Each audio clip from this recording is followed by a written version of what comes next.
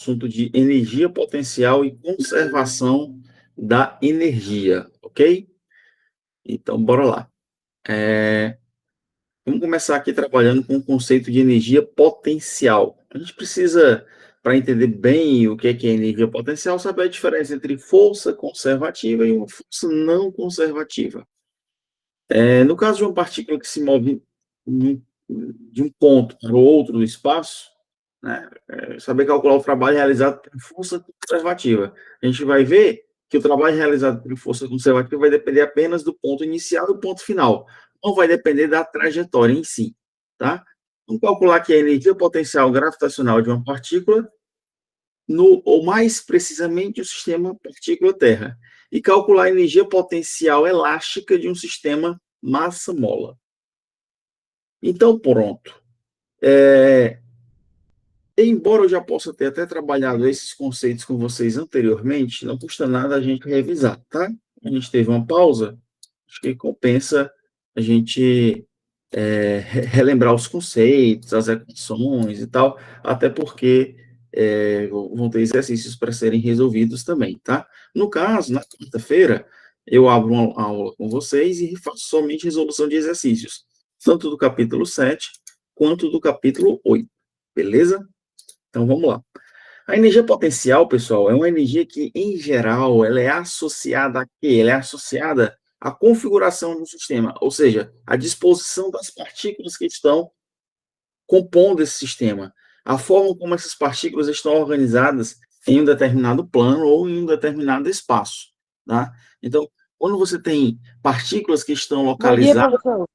em um determinado, bom dia, em um determinado plano, tá? Você pode calcular a energia associada, você pode calcular a energia associada a essa configuração. Se você mudar a posição de uma dessas partículas aí, tá? Ela pode ter uma outra energia, tá? Pode adquirir uma outra energia, digamos. Você pode provocar uma mudança da energia do sistema, principalmente se você aquecer o sistema, se você esfriar o sistema, tá?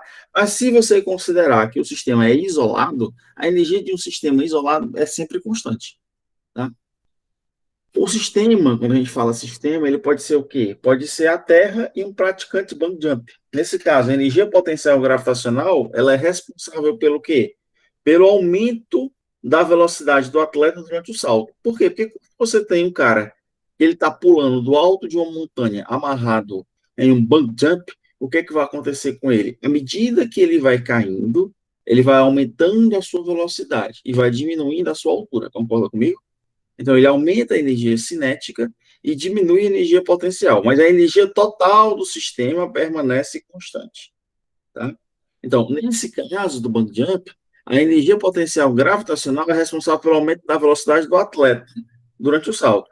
E a energia potencial elástica, ela diminui a velocidade. Por quê? Porque você tem uma corda que está amarrada em você, tá? Que ela está dissipando energia. Ela vai funcionar ali como se fosse uma força de atrito, digamos assim, tá?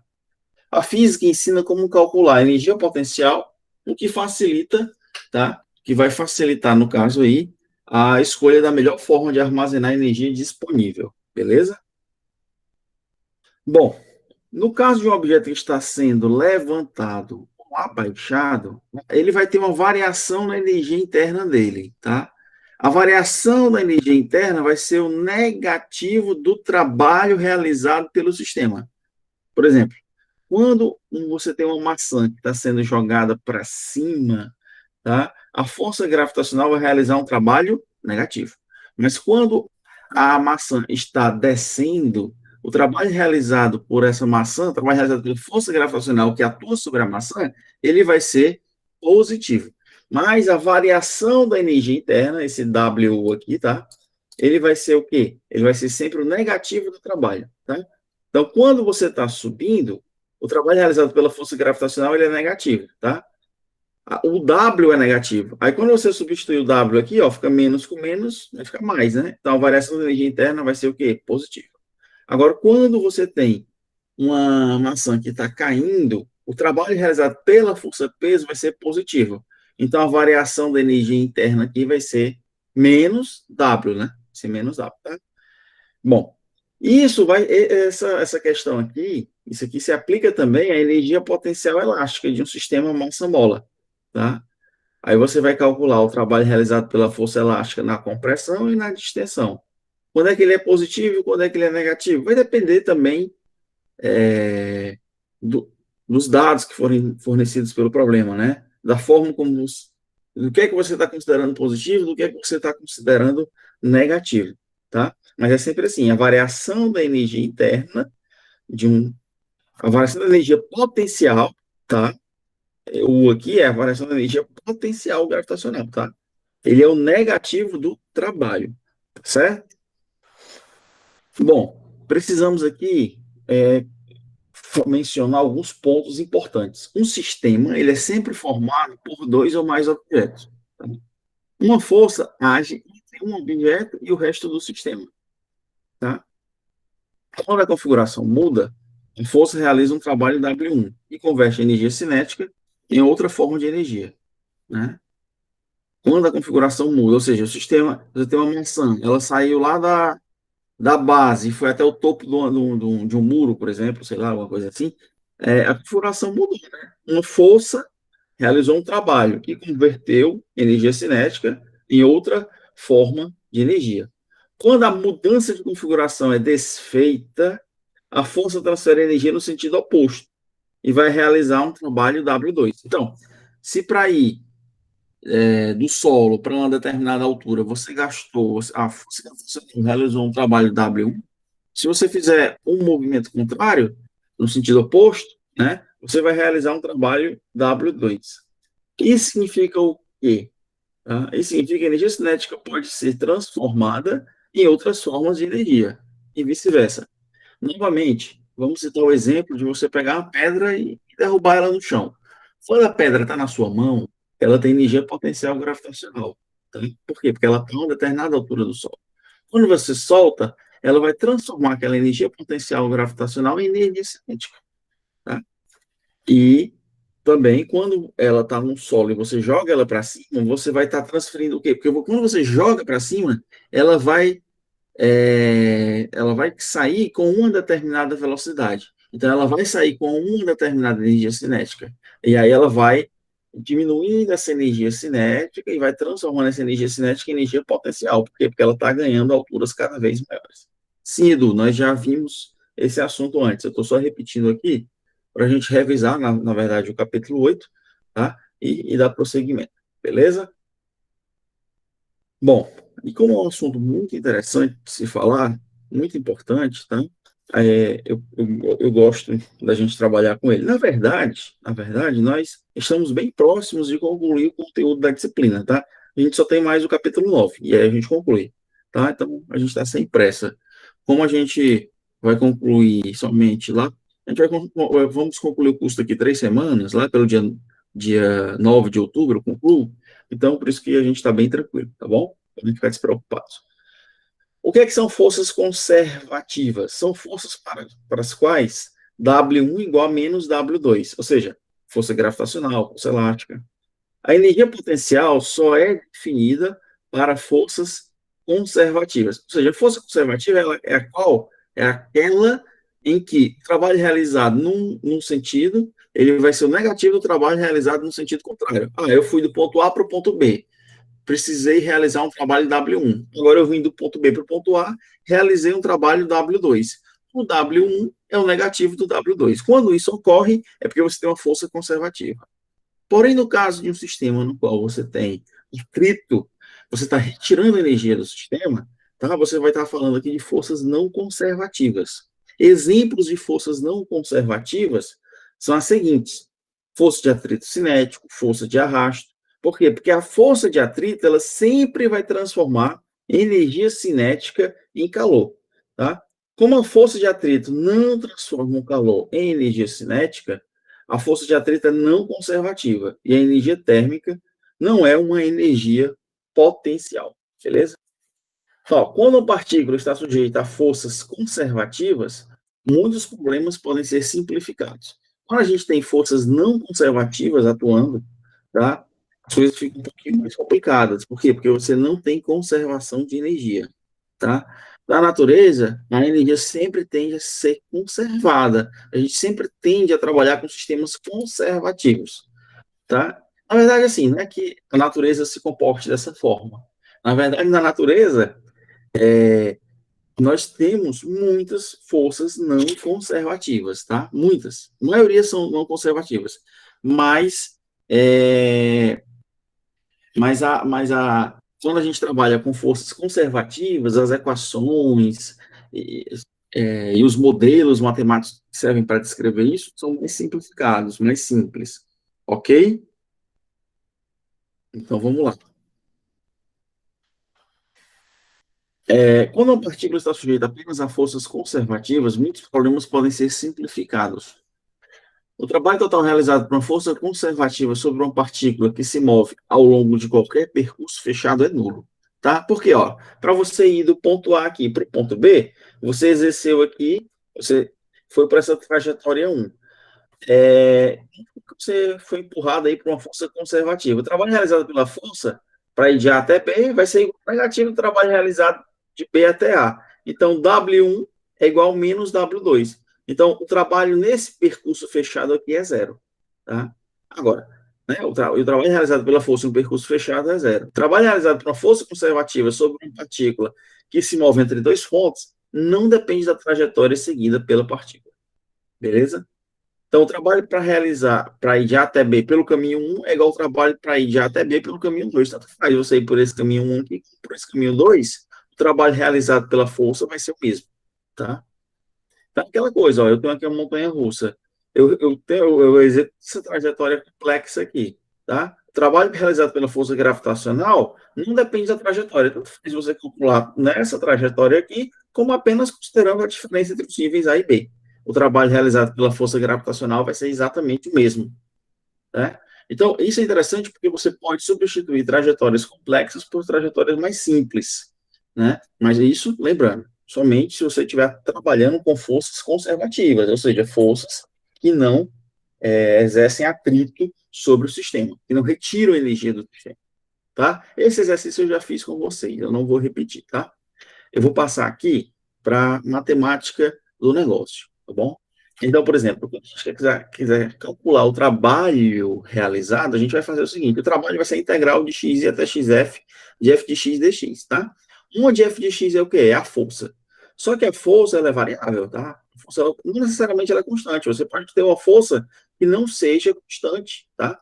Dependendo do local onde a força está atuando, ela pode ter um valor diferente, tá? E aí a gente vai fazer o que? A gente joga o valor de f de x dentro da integral e resolve a integral. No caso daqui da força gravitacional, é uma força constante, é mg, tá? Então fica mg, aí ele sai para fora da integral, né? Então a variação da energia potencial gravitacional é o negativo do trabalho. Foi a primeira equação que nós vimos hoje. Então fica menos xi até xf. Aí o mg vai para fora, fica a integral de dx. A integral de dx é o quê? X. Só que x vai ser o quê? Xf menos xi, tá? Isso aí vocês aprenderam lá em cálculo. Então, usando essa equação para calcular a energia potencial gravitacional e tomando como referência o ponto y igual a zero, a gente obtém que a energia total do sistema vai ser o quê? mgy. Por que, professor, mgy? Porque o y é justamente essa, digamos assim, essa diferença entre a posição final e a posição inicial, tá? É a diferença entre os níveis. Então, por isso que a gente pode dizer que a energia potencial gravitacional associada a um sistema partícula-terra vai depender apenas da posição vertical, ou seja, da altura da partícula em relação à posição de referência y igual a zero. Por isso que a gente diz que o de y é igual a mgy. Até aqui tudo bem, pessoal? Espero que sim. Então vamos lá. Agora, no caso da energia potencial elástica, a força ela depende de x, né? F de x é igual a kx. Na verdade, ela vai ser menos kx, porque ela é uma força dissipativa, então tem sinal negativo. Então fica menos kx. Menos com menos fica mais. O k vai para fora da integral, fica a integral de xi até xf de x dx. Só que essa integral aí de x dx é x ao quadrado sobre 2, por isso que aparece esse 2 aqui embaixo. Aí você vai integrar de xi até xf. Então vai ficar o quê? 1 meio de kxf ao quadrado menos 1 meio de kxi ao quadrado. Se você considerar x igual a zero, A energia potencial elástica vai ser o quê? 1 meio de Kx2. Tá? Por quê? Porque a posição inicial é zero. Então, a energia potencial elástica, vocês já devem ter visto isso anteriormente. Ela é Kx ao quadrado sobre 2. Porque a integral vem justamente dessa definição de integral. Beleza? A gente pode também obter a energia potencial elástica associada a um sistema se você analisar o gráfico, né? Se você vê que como é que seria o gráfico de Kx? Seria uma função linear, né?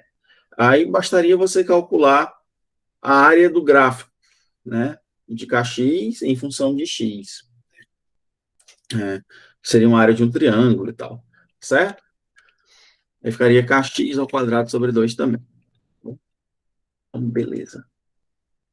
Vamos fazer aqui esse testezinho só para a gente dar uma calibrada aqui nas ideias, tá bom? Então, ó, uma partícula se move ao longo de um eixo, da posição x igual a zero para a posição x igual a x1, enquanto uma força conservativa orientada ao longo do eixo x age sobre a partícula. Mas eu tenho uma partícula que ela vai se mover de uma posição x igual a zero até uma posição final x igual a xf, beleza? A figura mostra três situações nas quais a força varia com x. Tá? A força possui o mesmo módulo máximo F1 nas três situações. Então, ó, nessa primeira situação, a força F1 ela vai diminuindo. Ó. No caso 2, a força F1 ela é constante. Na força F3, ela vai diminuindo também. Tá? Só que no 1 aqui, ela está ao contrário do 2. O 1, ela tá vindo de x positivo para um x zero, e aqui ela está vindo de um x negativo para um x zero. É como se aqui eu tivesse comprimido, tivesse feito uma compressão na mola, e aqui eu estivesse fazendo uma distensão na mola. Tá? Aí ele pergunta o seguinte: ordene as situações de acordo com a variação da energia potencial associada ao movimento da partícula, começando pela mais positiva.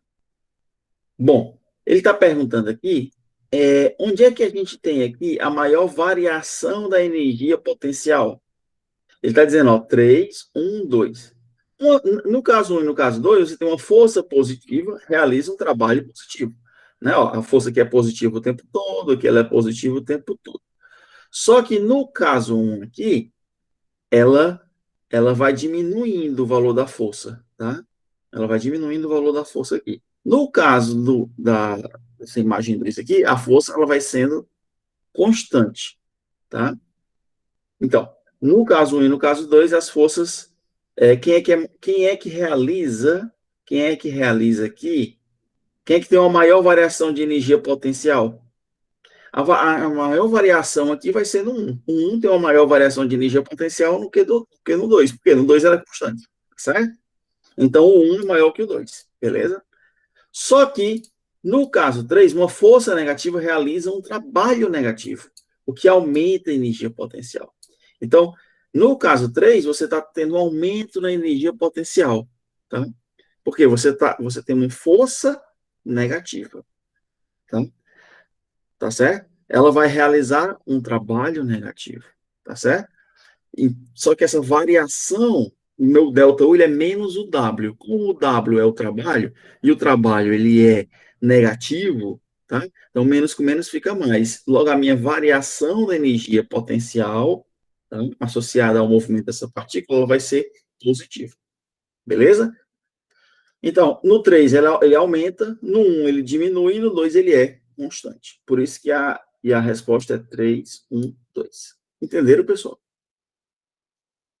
Entendido? Foi muito mais. Então, vamos lá, continuar. Conservação da energia mecânica.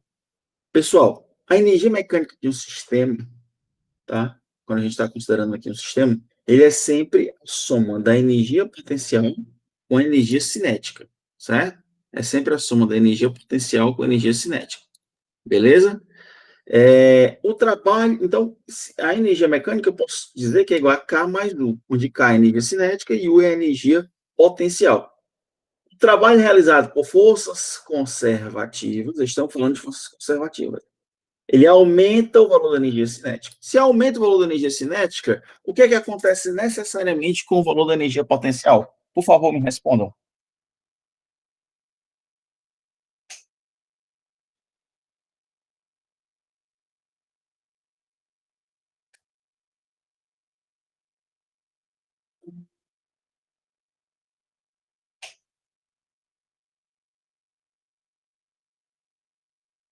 Ele aumenta. Professor, se aumenta... Se você aumentar o valor da energia cinética, o que é que acontece necessariamente com a energia potencial? Se aumenta, vai diminuir, professor.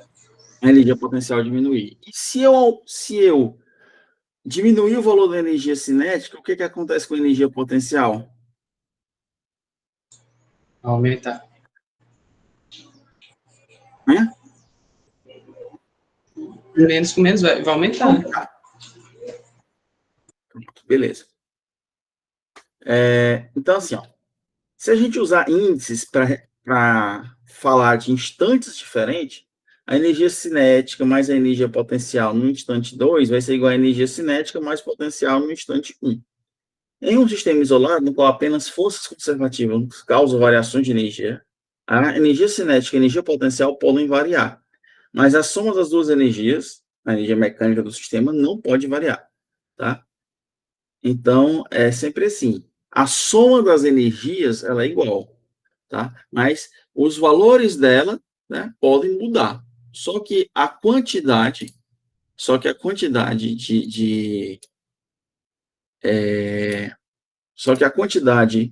total, ela é constante. Beleza? Pronto. Então, vamos lá, continuando aqui. Isso aí é conhecido como a lei de conservação da energia mecânica, tá? Pessoal, se a energia mecânica se conserva, significa que a energia mecânica final menos a energia mecânica inicial é igual a quanto? Zero. Tem que ser igual a zero. Tá? Então, pessoal, isso aqui ele é um recurso muito importante para resolver problemas de física. Tá? A gente considerar que a energia mecânica ela é constante, a gente diz, a energia mecânica no ponto A é igual a energia mecânica no ponto B, não são iguais. A gente só precisa saber energia cinética e potencial no ponto A, e energia cinética e potencial no ponto B. E aí a gente vai montar um sistema de equações, vamos resolver e encontrar o que é que o problema está pedindo. Eu vou fazer isso com vocês quando eu estiver resolvendo exercício, tá? Uma aplicação, ó. Quando a energia mecânica do sistema é conservada, podemos igualar a soma da energia cinética com o potencial. É o que eu acabei de falar. Em um instante, a soma em outro instante, sem levar em conta os movimentos intermediários. Então, é importante a gente utilizar esse conceito, por quê? Porque a gente não precisa saber qual foi a trajetória do sistema. Não me interessa qual foi a trajetória do sistema, tá? Mas a gente vai, quando a gente faz isso, a gente entende, tá? Que o que interessa é só mesmo o que acontece no começo e no fim. Pronto. Beleza? Uma aplicação, a gente escolhe que a energia potencial é igual a zero para o ponto mais baixo do sistema. Por quê? Porque minha referência sou eu quem diz. Tá? Aí no ponto mais alto, o que a gente tem? A gente pode ter uma energia potencial máxima, a gente pode ter uma energia cinética mínima. Ou a gente pode ter no ponto mais baixo uma energia cinética máxima. E no ponto mais baixo a gente pode ter uma energia potencial mínima. Faz total sentido.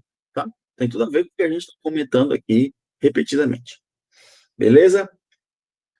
Bom, agora vamos interpretar aqui uma curva de energia potencial, tá? Porque esses conceitos que eu acabei de falar até agora, eu já tinha mostrado para vocês, tá bom?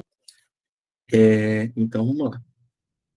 Pessoal, é o seguinte, ó. Em uma dimensão, a relação entre força e energia potencial é dada pelo seguinte. A força, pessoal, ele é a derivada primeira da energia potencial. Tá? Se a força depende de x, a derivada da energia potencial com relação a x vai dar a minha força. Se você sabe a energia potencial de um sistema, se você derivar isso com relação a x, eu não estou derivando com relação ao tempo, estou derivando com relação a x. Por quê, professor? Porque no caso aqui, a minha energia vai depender apenas de x. Ela não depende do tempo. Podemos determinar a força a partir da inclinação da curva da energia potencial. Vocês devem ter aprendido isso em cálculo 1. Quando você tem um gráfico de uma função qualquer, se você calcular a inclinação dessa curva, você está, na verdade, calculando a derivada dessa função em um determinado ponto. Tá? Aquela história lá da tangente de alfa, tá certo? Bom, então, escrevendo a equação da energia mecânica total, a energia mecânica total é o quê? A soma da energia potencial mais cinética. Até aqui tudo bem, tá?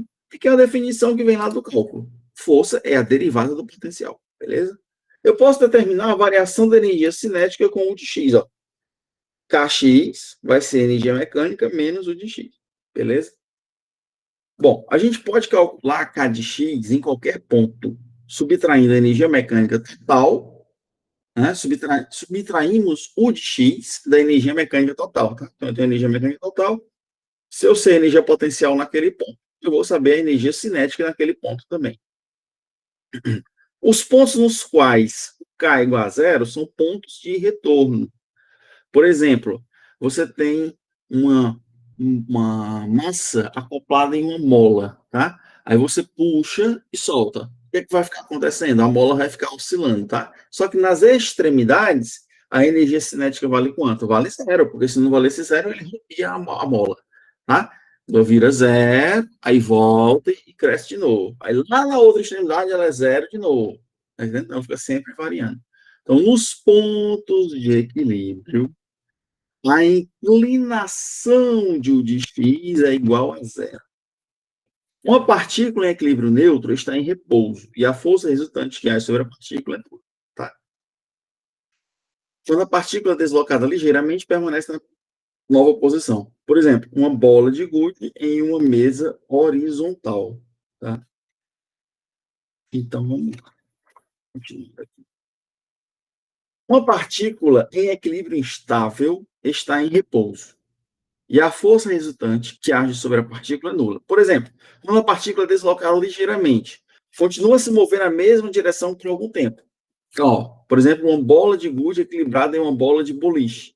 Né? Se você coloca lá uma bola de gude sobre uma bola de boliche, e aí quando essa partícula é deslocada ligeiramente, ela vai continuar a se mover na mesma direção por algum tempo, mas ela está em equilíbrio instável. Rapidamente ela vai cair. Tá? Uma partícula em equilíbrio estável está em repouso. E a força resultante que age sobre a partícula é nula. Agora, se a gente considerar, por exemplo, uma bola de gude, uma bila, no fundo de uma tigela, no fundo de uma, sei lá, de um utensílio aí de armazenamento doméstico, né? Uma bola de gude no fundo de uma tigela, ela fica lá, ela fica presa naquela região ali. Tá? Então, ela está em equilíbrio estável. Tá? Por quê? Porque a força resultante que age sobre a partícula é nula. Se você deslocar ela, ela volta à posição inicial, tá?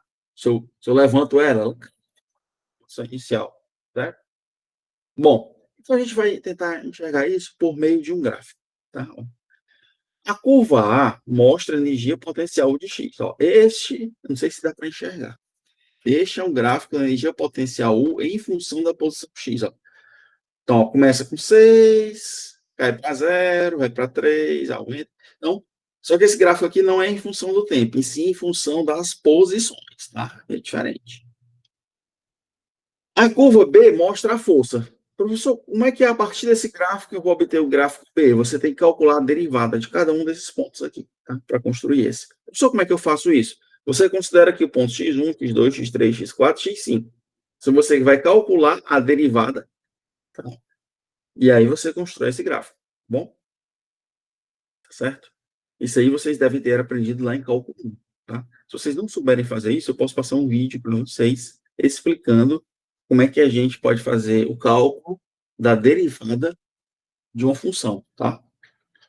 É aquela coisa, quando você tem um gráfico da posição em função do tempo, tá? Aí a posição está aumentando em função do tempo, tá? Linearmente. Se você calcular o gráfico, se você fizer a derivada do gráfico, ele vai ser uma reta, porque a velocidade vai ser constante, tá? A gente já aprendeu isso. Estou só mostrando esses gráficos aqui só para vocês entenderem melhor como é que é essa questão da energia potencial.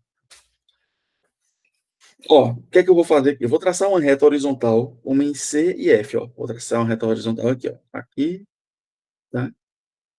Eu tracei ele aqui, em todos os pontos aqui tem uma reta horizontal, tá? Podemos ver as posições possíveis, ó. Em X, para X menor do que X1, para X menor do que X1, ou seja, para esses pontos aqui, ó. Esses pontos que estão à esquerda de X1, tá? Vamos supor que você tenha uma partícula que está aqui na posição x2, tá? Se uma partícula estiver nessa posição x2, ela está confinada aqui nessa região. Bom, para ela vir aqui para a posição x igual a x1, ela tem que ganhar uma energia, não tem? Que energia ela tem que ganhar? Essa energia é igual a 6 aqui, concorda comigo? Para ela poder vencer essa barreira aqui. Para a partícula partir da posição x2 e vir aqui para a posição X3, ela tem que ganhar essa energia aqui igual a 3. Concorda comigo? Para ela poder vencer essa barreira de potencial. Né? Quando ela chega nesse ponto aqui, ela tem a energia 3. Ela pode até cair nesse ponto aqui. Mas para ela vir para essa outra energia aqui, ó, maior do que X5, tá? Maior do que X5 aqui, ela vai ter que ter essa energia igual a 4. Vai ter que ganhar a energia igual a 4. Entendeu? Certo? Então, eu estou só mostrando aqui para vocês que, ó, para um sistema ganhar energia, para um sistema evoluir de uma posição para uma outra posição, ele tem que ganhar energia, sempre. Tá? Certo? Então, isso aqui basicamente é isso. Você tem uma curva da energia potencial, a partir das derivadas dos pontos dessa curva, você pode obter como é que a força se comporta em função de x, tá? E, digamos assim, o sistema, pessoal, ele tem o seguinte, essa energia UJ, ela é energia potencial, tá? Então, para um sistema sair dessa posição x igual a x2 e vir para essa posição x igual a x1, o que é que tem que acontecer? Ele tem que ganhar uma determinada energia. Professor, como é que ele pode ganhar energia? Imagina que essas curvas aí é uma montanha-russa. Tá? Se você está aqui nesse ponto, o que é que você precisa ganhar para chegar nessa posição aqui, x, posição igual a 6 joules? Você tem que ter energia cinética. Para quê? Você vai ganhar energia cinética, né, para poder transformar essa energia cinética em energia potencial, para você atingir níveis de energia potencial maiores. Beleza? Nesse ponto aqui, por exemplo, você tem energia potencial, porque você está em um determinado altura 3. Tá? Então, é mais fácil você vir para cá.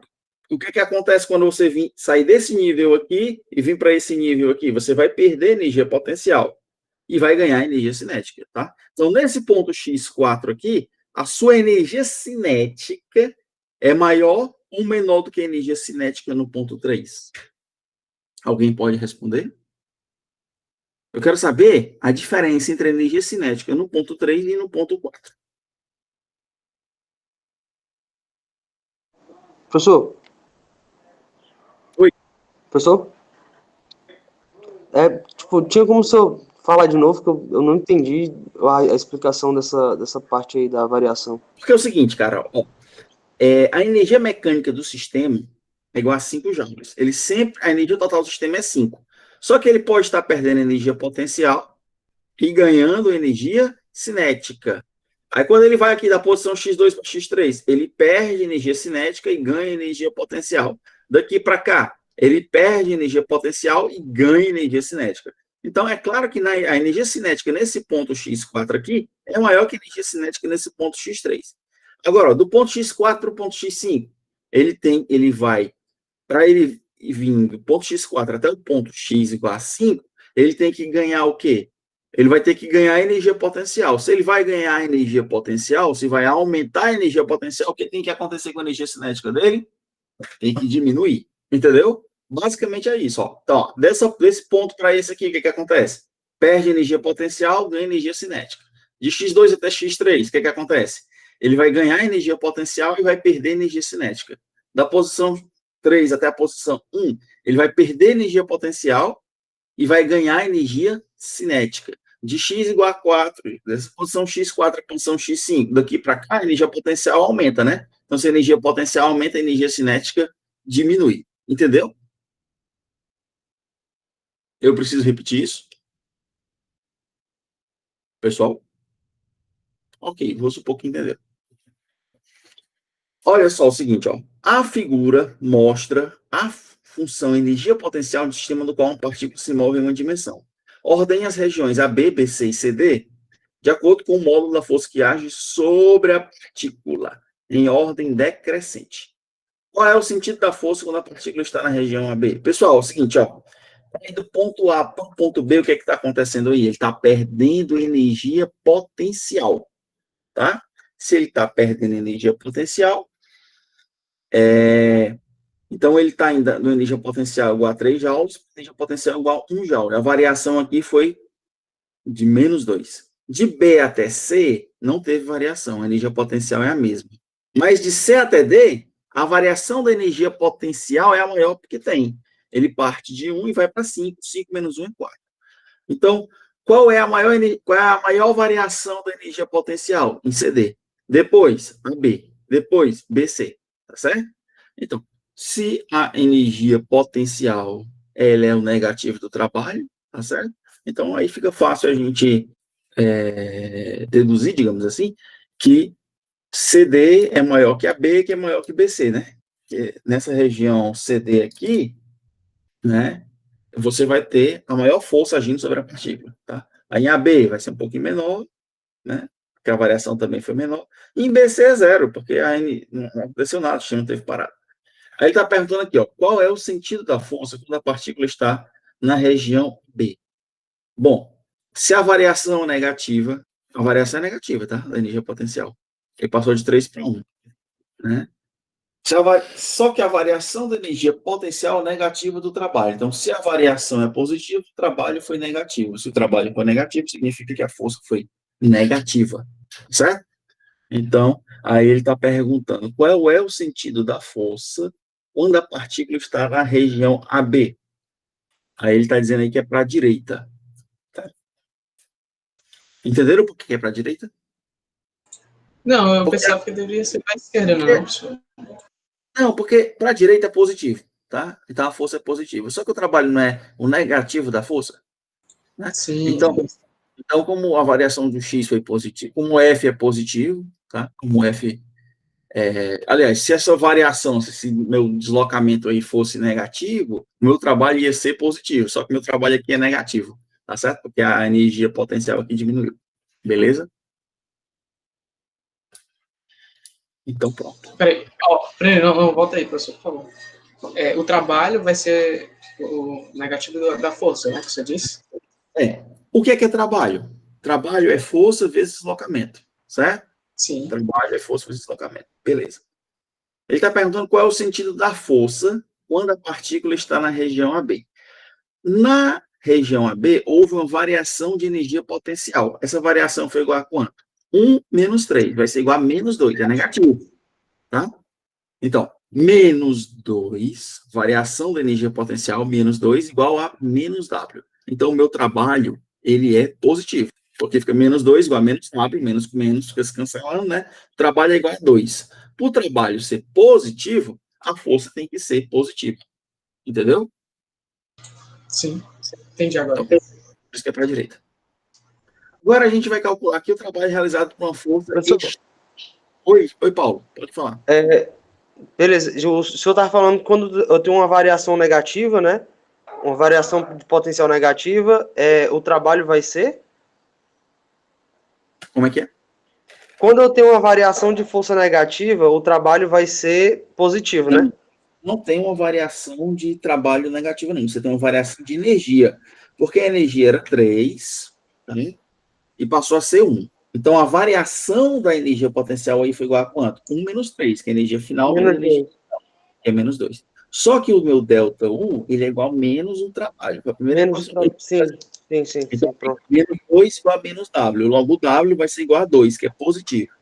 Pronto, Então, beleza. se a força vezes deslocamento e o trabalho é positivo e é 2, então a minha força tem que ser Positivo. positiva também. E o sentido dela tem que ser para a direita para poder dar mais 2. Entendeu? Entendi. Beleza. Beleza. Agora a gente vai estudar aqui o trabalho realizado por uma força externa. Pessoal, é o seguinte, ó. A gente pode aplicar a definição de um trabalho apenas a uma força que está sendo exercida sobre uma única partícula. A gente pode pensar nessa definição de trabalho aplicada a um sistema de partículas, tá? Então, o trabalho ele pode ser definido como a energia transferida para um sistema, tá? Então, você tem lá um monte de bila dentro de um saco. O trabalho, o quê? Aí eu tá com um peteleco nesse saco aí, tá? Aí o que é que eu vou fazer? Vou fazer uma transferência, né, de energia para esse sistema, esse saco de bila, tá? Mas você também pode ter a transferência de um sistema, né, por meio de uma força externa que age sobre o sistema, tá? Bom, então, no caso de um sistema com mais de uma partícula, o trabalho pode mudar a energia cinética, a energia potencial ou outras formas de energia do sistema. No caso de um sistema sem atrito, tá? A gente está considerando aqui um sistema sem atrito. Força usada para levantar a bola transfere energia para energia cinética e energia potencial. Claro, né? Se você tem uma bola aí, se eu dou um chute nela para cima, você tem energia potencial, ele está ganhando energia potencial, eu também transfiro energia cinética para o meu sistema. Tá? Então, o trabalho vai ser igual a quê? O trabalho vai ser a variação da energia cinética mais a variação da energia potencial que está sendo aplicada sobre o sistema. Tá certo? Então, o trabalho vai ser igual à variação da energia mecânica. Beleza?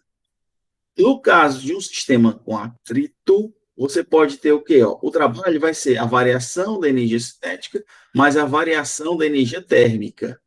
Tá? Por quê? Porque o atrito ele gera calor, né? Então, a variação de energia térmica vai ser o quê? Vai ser igual a força de atrito. Vai ser igual como se o trabalho realizado pela força de atrito. O trabalho realizado pela força de atrito, ele retira a energia do sistema. Né? Ele vai ser o quê? Vai ser a força de atrito a ficar multiplicado por D.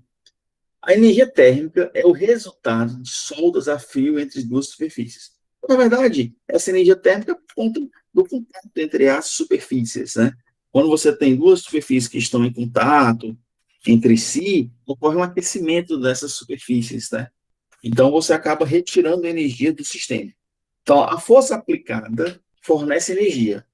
A força de atrito transfere parte da energia para a energia térmica. Então, ó, eu empurro um objeto aqui com a força F. Tá? A força de atrito retira parte dessa força F. Tá? Por quê? Porque ocorre atrito entre a superfície.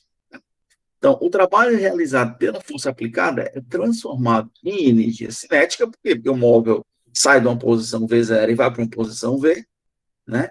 E eu também tenho, né? Então, o trabalho realizado por essa força aplicada é transformado em energia cinética, porque ele sai de uma posição V0 para uma posição V, e energia térmica, por quê? Porque eu tenho atrito atuando sobre o meu sistema. Beleza? Entenderam, pessoal, o que seria esse trabalho realizado por uma força externa? Então, quando a gente tem uma força externa que está atuando sobre um sistema, ela transfere energia para o sistema. Esse sistema, ele absorve toda essa energia, mesmo que ele gaste parte dessa energia com atrito. Tá? Bom, nós já vimos isso daqui, eu estou só revisando o que é lei de conservação da energia. A lei de conservação de energia se aplica à energia total de um sistema, que inclui a energia mecânica, a energia térmica e outras formas de energia interna. A energia total de um sistema pode mudar apenas por meio da transferência de energia para dentro do sistema ou para fora do sistema. Ou seja, se você tem um sistema que está isolado, eu só consigo aumentar a energia desse sistema se eu transferir energia para ele ou retirar a energia do mesmo. Tá? Então, o trabalho é igual à variação da energia, que pode ser a variação que é a soma da variação da energia mecânica mais a variação da energia térmica mais a variação da energia interna. Tá? Sistema isolado é um sistema que não troca energia com o ambiente. A energia total de um sistema isolado não varia. Tá? Se o sistema está isolado, se ele não troca calor, se ele não troca nada com o meio exterior, a energia total desse sistema sempre se conserva. Tá certo? Agora que eu vi aqui que alguém falou, não precisa repetir, mas verei novamente na gravada. Tá, tudo bem. Então, transferências de energia podem ocorrer dentro de um sistema isolado. Você pode ter um sistema isolado e esse sistema isolado ter transferências de energia interna entre seus componentes, tá? Isso é bem comum, não tem problema algum, não. Porém, a energia total do sistema ela vai sempre se conservar, tá? Em um sistema isolado, podemos relacionar a energia total em um dado instante à energia total em outro instante, sem considerar a energia em instantes intermediários. Estou só repetindo aqui os conceitos que nós já apresentamos anteriormente, só que eu estou dizendo que a gente pode levar em consideração aqui a energia interna do sistema, a variação da energia interna do sistema, com a variação da energia térmica também, tá? Bom, quando você tem forças externas, elas podem agir sobre o sistema, certo? Sem realizar trabalho. Por exemplo, ó, o empurrão na barra causa uma transferência de energia interna para energia cinética. A patinadora empurra a barra e se afasta. Ela transforma a energia química dos músculos em energia cinética, certo? essa variação de energia cinética é causada pela força da barra. Mas a barra, ela aí não transfere energia para a patinadora, certo? Ocorre aí apenas, ela apenas está acontecendo o que aí? Você está tendo apenas trocas de energia entre os sistemas, tá certo? Você não, a barra aí, no caso, ela não está transferindo energia para a patinadora, beleza? Entenderam, pessoal? Bom, um outro conceito importante que a gente precisa levar em consideração é o seguinte: a gente precisa definir o que é potência. Tá? Potência é o quê? É a taxa com a qual a energia é transferida por meio de uma força, de um tipo para outro. Tá? Então, se uma energia da delta E é transferida em um intervalo de tempo delta T, tá? Se você tem uma transferência de energia delta E, tá? A taxa com a qual essa transferência ocorre com relação ao tempo, ela é definida como a minha potência. A potência média é o delta E sobre o delta T. E a potência instantânea, ela é igual a dE dt. Beleza? Então, são esses os conceitos que eu tive que apresentar para vocês. Tá? Nós vamos ter aí um resumozinho aqui só para relembrar, tá? Nós falamos sobre forças conservativas, falamos o que é energia potencial. A energia potencial é o negativo do trabalho. Tá? A energia potencial gravitacional MGY, nós demonstramos para vocês. Calculamos aqui o que é energia potencial elástica, vimos o que é energia mecânica, vimos o que é o conceito de curvas de energia potencial. Falamos aqui sobre a questão do trabalho realizado por uma força externa e discutimos a questão de conservação da energia. E no final aqui a gente apenas mostrou um conceito muito simples, que é a variação da energia com relação ao tempo, que é definido como sendo potência, tá? Eu vou deixar alguns exercícios para vocês resolverem, tá? Todos os exercícios que eu passei para vocês, eles vão compor a nota final de vocês, tá? Quem entregou tudo tem 10, quem não entregou vai diminuindo. Eu vou passar alguns exercícios, vou colocar no Classroom, tá? Vocês resolvem e entregam até quarta-feira. Vão ser exercícios do capítulo 8. Quando for na quarta-feira, eu vou resolver algumas questões com vocês para fixar melhor esse conteúdo aqui.